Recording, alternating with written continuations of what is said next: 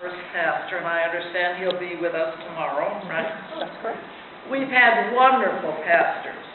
They really have nurtured us. They have listened to what we have said. And we've been fortunate in our pastors.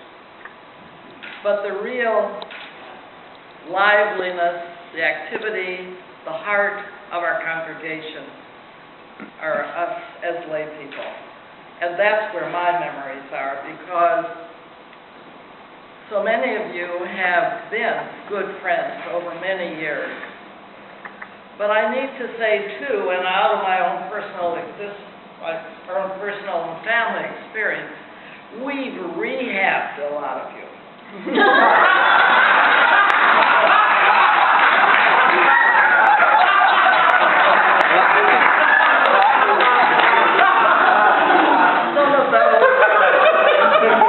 Some of those who experienced this aren't here tonight. I wish more of the word.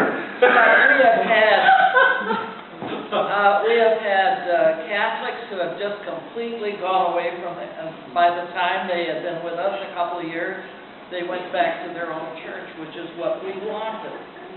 And some of the folks at our Tuesday night feast dinners now stay around, attend church.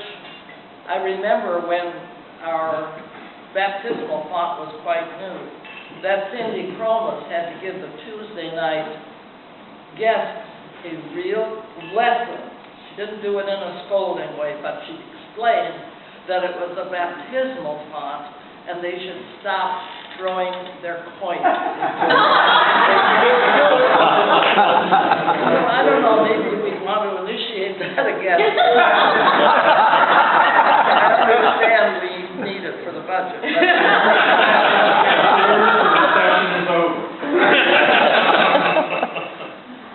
But since Sharon mentioned her coming here, I want to mention two persons who have been key to this church over these many years.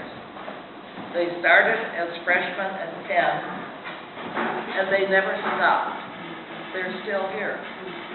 Bruce McCullough started as a freshman. We had to change the constitution of the congregation, which is a long process through the Synod, you know, so that Bruce could be president of the council while he was still a student. And the other person is Charlie. Charlie has contributed more than any of you will know, not only to our own congregation, but he has helped our Synod, our national church in this whole thing about gays and lesbian LGBT in the church, and has done it in a way which just is marvelous. I mean, if we had persons like him at the heads of active in more churches, I think we'd have a lot less of the pandemonium than we've had. But I just want to say, too,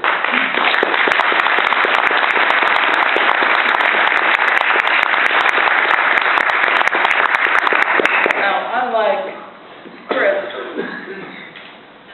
I was baptized in Clinton, Iowa, where Arturo was, coming from Cuba, came to Clinton, Iowa. I was born there, and my father was a pastor. Then we moved to Chicago, and I belonged to a different church there and was confirmed there. Then we moved to the University of Illinois, where my father was pastor for students, and I guess I was married there. Then I came out here and actually belonged to a wonderful young people's group in this church. We met every Sunday night.